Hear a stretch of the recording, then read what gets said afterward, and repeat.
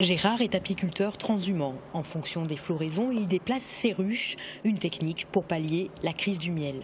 Ça permet de prendre un malin plaisir à faire plusieurs variétés de miel. Bon, plus je fais de variétés de miel, plus le client va avoir le choix.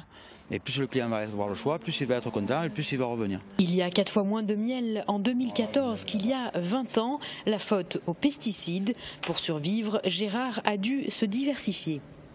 On a été contacté par des grandes chaînes d'hôtels qui nous ont contactés pour mettre des ruches chez eux. Bon, mais dans la mesure du possible, bon, on n'en a pas des masses, on en a 2.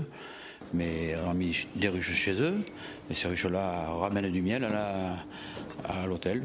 Disposées sur le toit du Sofitel Vieux-Port ou dans les Calanques, ces ruchers produisent un miel d'une qualité supérieure à celui des campagnes, selon les analyses de la Chambre d'agriculture. L'avantage qu'on a de faire du miel de fleurs sur Marseille, c'est qu'on va avoir une floraison qui dure plus longtemps que sur la monoculture. C'est-à-dire qu'on va commencer à produire du miel tôt, puisqu'on est au bord de mer. Comme on est au niveau de la mer, elles vont commencer à produire à partir du mois de février-mars et elles vont s'arrêter de produire du miel au mois de septembre.